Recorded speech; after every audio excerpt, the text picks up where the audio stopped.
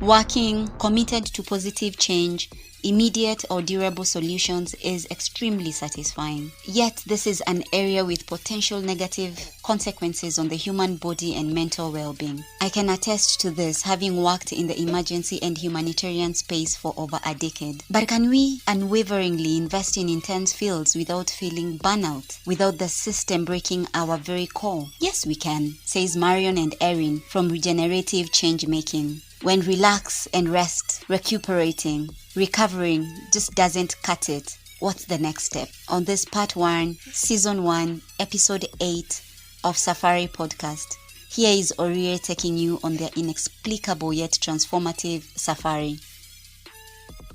Safari is a Swahili word meaning journey. The podcast usually explores life issues from an authentic, witty, and holistic perspective. Njoo safiri nami, come journey with me. Tell us a little bit about yourselves. Who is Marion? Who is Erin? Yeah, do you want to start, Erin? I can, yeah, I'm happy to. So, Orie, thank you for the introduction. I am a psychotherapist, newly minted psychotherapist and coach with Marion and co-founder of Regenerative Change Making. But it's been a long, circuitous route to get here. So I started out life actually in the U.S. military, and I served in the conflicts in the Middle East through the mid-2000s. And it was there that I really started sort of questioning a lot of how we're living, what we're doing, how the world is organized, what people are doing. As you can imagine, I saw a lot of awful things, and it made me question a lot. And I left the military, and my last assignment was actually working for the UN during the Ebola epidemic and crisis in Liberia in 2013. And it was my favorite assignment because I got to work with so many wonderful people at the UN and people from all over the world. And because it was an African mission, I had amazing leaders from all over. And I absolutely loved it. And I thought, I really need to go and do, humanitarian work. So I left the military and I went into humanitarian work, and that's where I met Marion. And throughout that whole time, we had been working really hard, and I had been pushing myself. I like all of my 20s and early 30s was all about work, push. And I went through like 2 low-level burnouts and then one really big one. And Marion and I kind of met around this time, and we were talking about what's going on here, especially in the humanitarian world, but really everywhere, where people are working so hard and burning themselves out, and what that does to the mission and how we can support people. So I'll pause there and let Marion fill in her side of the story, and then we'll take it away with what we did with all of that. Okay. Yes, and I'm Marion, and so I'm originally French, and I left when I was 16, France, and I went to Costa Rica and then Australia. So I've been doing most of my adulting outside of France. I am now a somatic experiencing practitioner, trauma healing modality, and also to get there, it's been quite a winding road. I started my career as actually a facilitator for youth working in Central America in violence prevention and violence reduction, rehabilitation for youth at risk. And that's where I kind of really stumbled upon the magic of transformation, group transformation, community transformation, and what happens when we hold space and we are present alongside people, and all the things that can come about from that when we give that space for people to feel safe and to work through their shit, get them opportunities. And after 3 years and a half in El Salvador, I moved to South Sudan with another INGO working in violence reduction and protection of civilians during the civil war, and being in the front line. And that's where I burnt out. And actually Kenya was a beautiful place where I had a bit of the time to recover, and kind of like this is where I had the epiphany that something was wrong, really wrong, while I was walking on Diani Beach. So,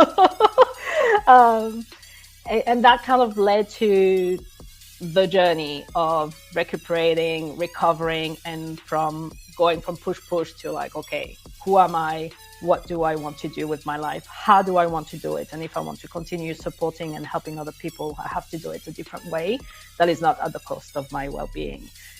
So I went back and I applied all the tools that I had learned in Iraq, where I met Erin in 2017, and where we started really dreaming about what we're doing now and why we're here today, talking about regenerative change making. So, yeah. Wow. Regenerative change making, what a powerful name, you know. What was the inspiration for starting this organization? Aside from, I understand that the burnout, everything that you went through is part of the reason, part of the inspiration for starting the organization. But why the name?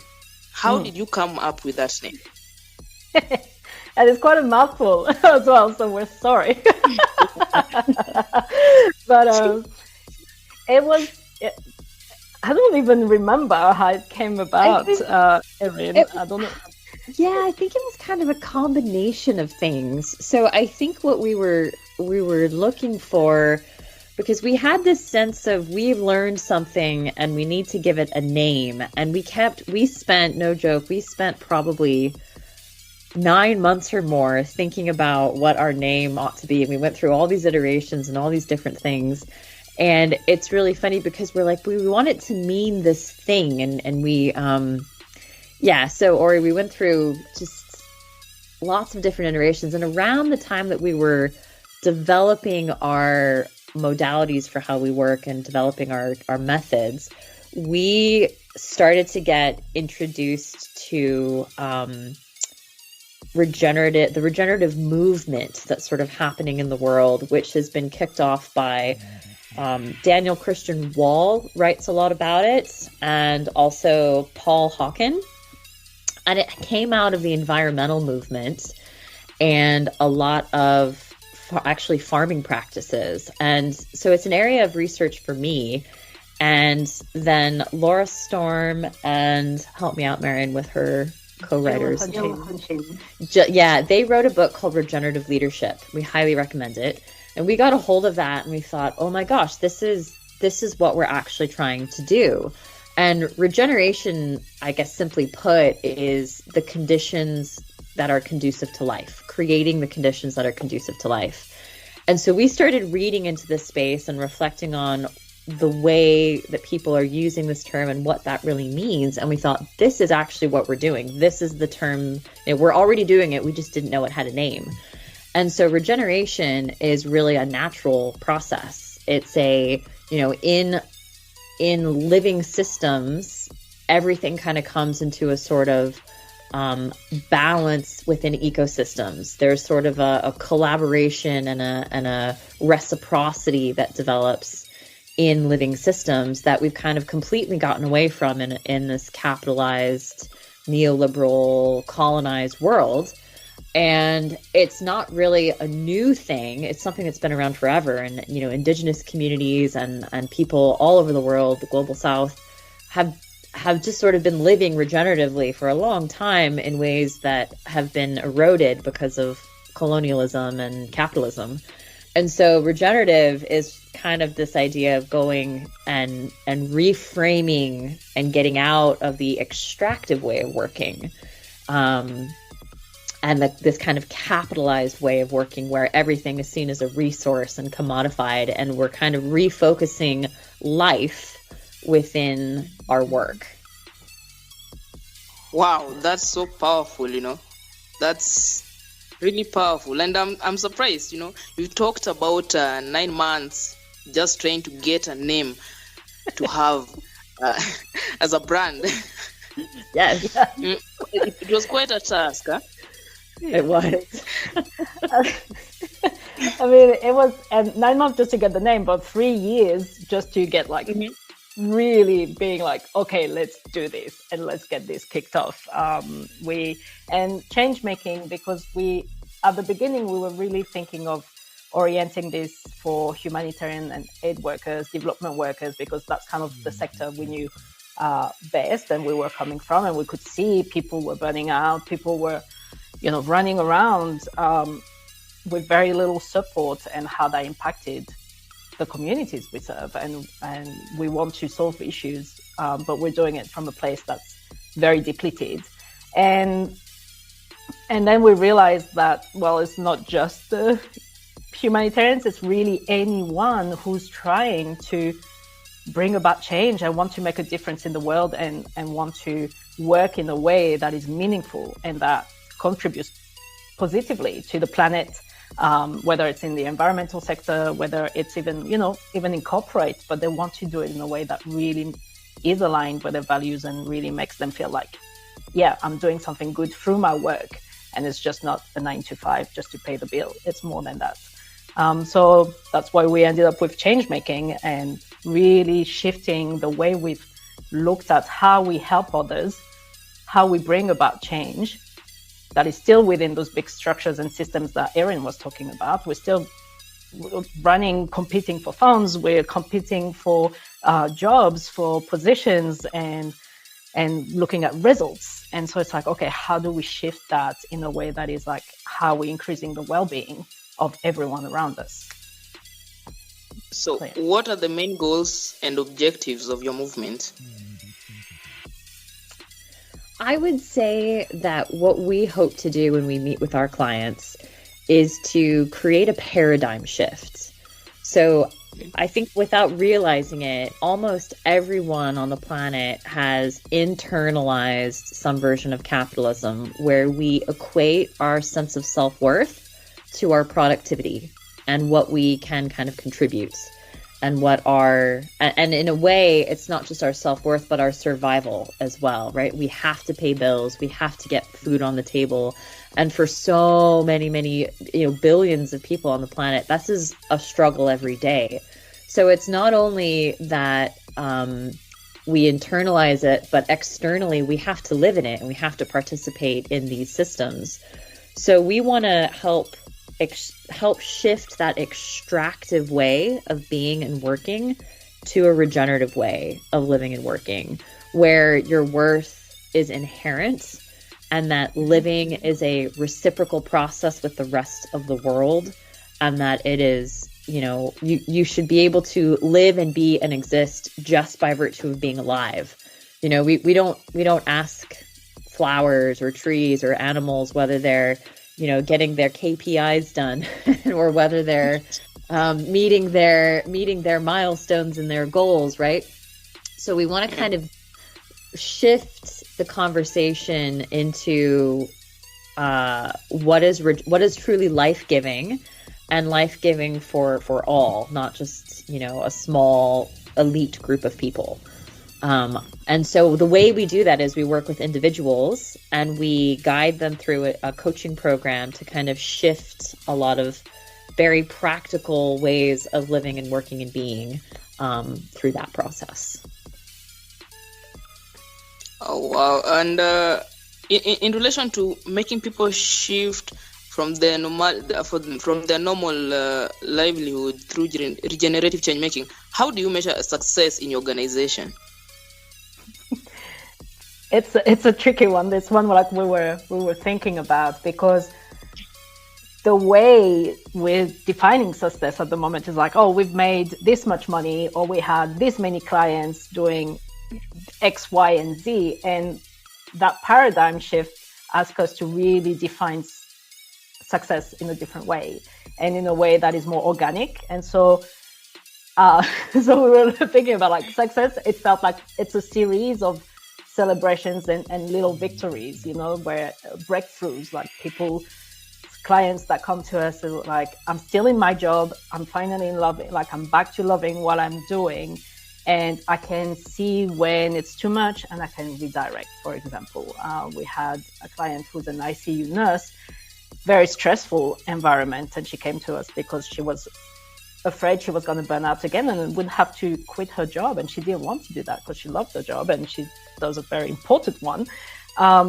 And so now she's able to, a year later, she's still telling us like, oh, I'm doing all these other things that really nourish me. And I've taken these measures that make me really continue my work in a way that is good for me and also good for my patients.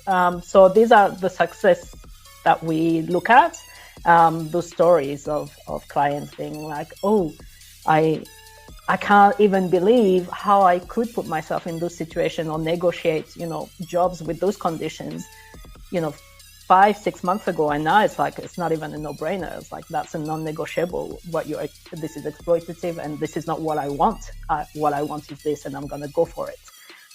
So I don't know if that answers any of the questions, Erin, if you have anything else you want to. Yeah, I'll add that I think success for our clients, for me, would be our clients feeling more alive, like their life is bigger and more full. They have more vitality.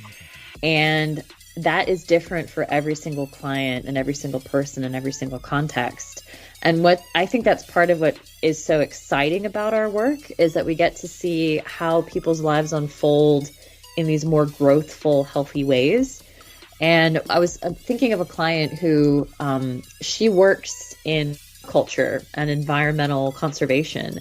And it was a real eye-opener for her to realize that although the work that she does is all about preserving nature and creating living systems, she wasn't treating herself like a living system. She was treating herself like a machine, like something that, like a cog in a system. And so what we did is we actually took a lot of the principles of permaculture can be applied to one's own life. And so for her, it felt like this beautiful unfolding of this realization of, oh, I am a living system and I deserve to be cared for and that my needs matter and that I can fit into this world in a way that's mutually beneficial. And in that, then there's just more life and more vitality and a sense of I belong here and I matter. And also my needs can get met. Can you share a story of what you might deem as failure, lessons learned, and how you pulled yourself from the mud as two individuals dealing with different people, experiencing different burnouts and issues? I think the biggest one where we were employed and just doing the shift and the leap to go unemployed and putting ourselves out there and creating a business, actually, that was a huge learning curve. It's been a journey. It's been a safari. And we've had to relearn a lot of things and even put a lot of everything we're going through with our clients, when we're talking about regeneration and how we apply that way of working and living, we have to do it too. And so it was being self-employed suddenly was a big, there is no one else to blame for the way we're working anymore. Like if I'm burning out right now, there's no boss to say this is your fault or organizational culture.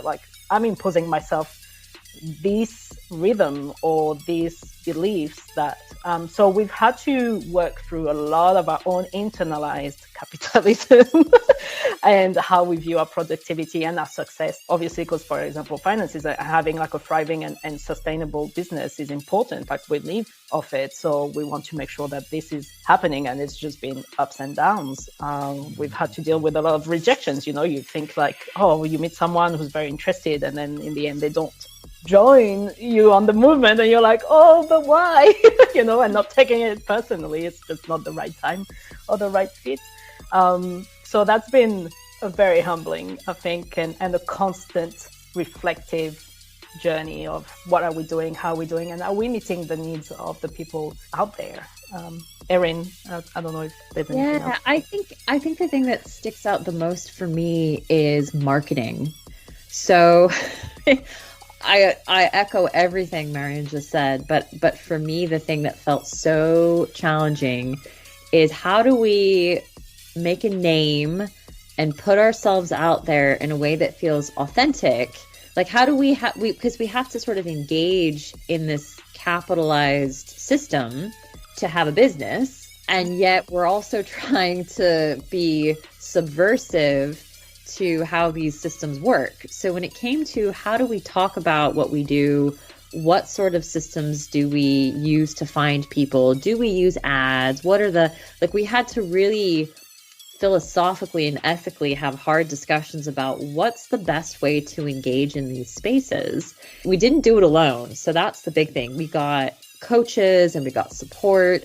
And I think we went through a couple different, we had to find the people who understood us. And, you know, when you go into marketing and sales, people have a lot of like sales speak and talk about this. And it felt a little bit like trick your customers into buying the thing. And we're like, that's not what we want. We want to find people who are eager to take this, you know, journey with us and who want to make a meaningful life change. We're not trying to, you know, sell a product just to make sales, right? So it was finding good marketing people who understood that and who wanted to support us in how do we talk about it in a way that people will understand.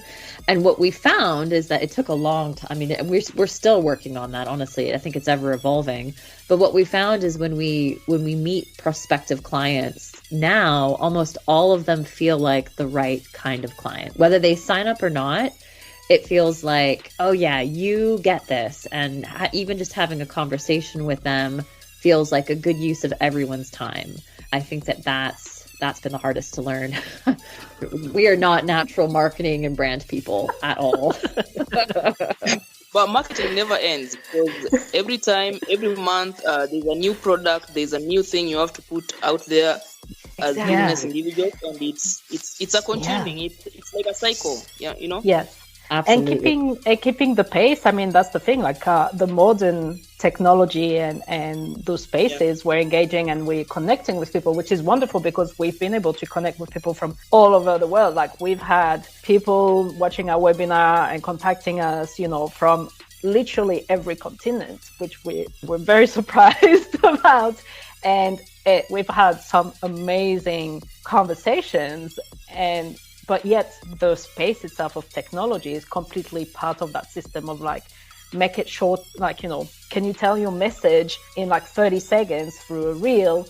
Well, no, because we're trying to do something that is so much deeper and we're trying to get to the root causes of the system. So we can't do that in 30 seconds. We can't do that in a quick fixes. And even like in a 4-month program, what we're doing is like, we're actually setting you up for, you know, continuing the journey. We're not even like fixing anything. We're just helping you get started on the path. And yeah, like all the spaces of social media is just constant, like really go, the new thing, the new shiny thing. You know, you have to be better than everyone else to make yourself seen and visible. And it goes a lot against, I think, as change makers, what we've seen a lot of people resonate with this is like, we don't want to be in the spotlight. We don't want to feel like we're just showing off. And then at the same time, it's like, well, we have something valuable that is resonating with a lot of people and offering a service that is useful and that is important. And so how do we make it communicate it in a way that will contribute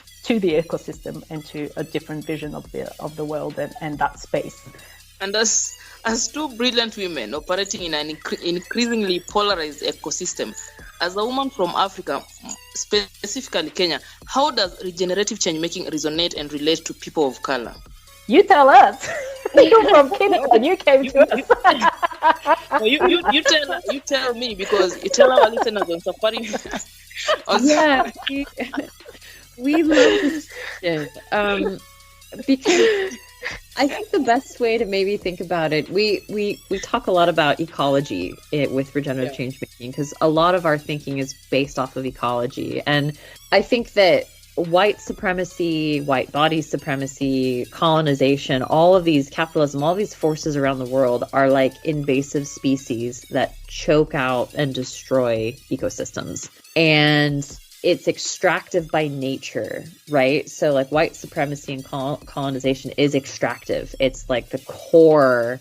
So we talk about extractive working, but its roots are really in this idea of power and who has power and who doesn't have power. And, you know, the dominance of the global north over the global south, and white bodies over people of color. All of that is part of extraction. And so what we're trying to do is, number one, listen and pause and try to pull back and cut back the weeds of this invasive species to see what can flourish.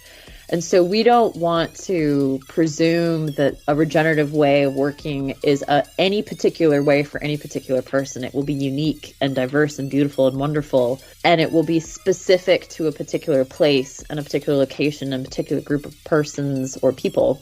But it's about rethinking that. So we try to pull a lot of our ideas and our thinking. We try to make sure we're not just looking at kind of westernized ways of thinking, trying to pull from the wisdom of the rest of the world, and to also tread lightly and carefully and listen and make sure that, we're not perpetuating something that, it's not just our great idea. We're actually trying to relearn and listen to people who have already been living this wisdom. So my hope is that why it might resonate is it's sort of like we want to break down that power structure of power over into kind of a mutual power, a mutual thriving, where, we're not taking over an area. It's where, life, all life, diverse life, can live and grow and thrive, if that's not too esoteric. Maybe that's too esoteric. But Marian, jump in if I've missed something. Yeah. Maybe another thing that we felt have resonated, and talking to people, as I said, we had conversation and clients coming from all over the world, and when we're like, what's your ideal work and career looking like, and what do you really want? They want joy, they want vitality, they want connection, they want purpose and meaning, and freedom, and all of these in the end are very, very core human needs, no matter your color. And so this is what we're trying to do, and what regeneration does is can we go back to the core, what it means to be human within the world, and how do we enhance and tap into those beautiful feelings and flourish and give more capacity for joy and for pleasure and for connection and happiness. And using that to subvert all the systems that have been denying that, right? I think that's the thing, right? So it's where you have to work within the systems, we have to tear them down, and we also have to live in them. We're breaking apart all of these ways of being. And so how do you cultivate that rebellious joy and that capacity for power and authenticity and all these things within systems that want to take away your power? Nice. So what do you envision for the future of your organization? We're taking over the world, Pinky. Kidding. Especially after talking about power over. Good to say that. Well, we're really hoping that, we get to serve and work with more people from all walks of life. Yeah, really if we can have more of those. This is what nourishes us, this is also what we're looking for, knowing that you've been able to hold space and accompany someone on their transformation and on their journey. That's what fills us. That's what energizes us. So the more we can do that, this is wonderful. This is great. That's what we're looking for. So we're hoping to expand or touch more people, get our work known, and really collaborate also, because we're not the only ones in this community, obviously, and this movement. And we're looking forward to more collaborations and working with people, learning from people who are doing this work as well, and how we can create networks and amplify the work.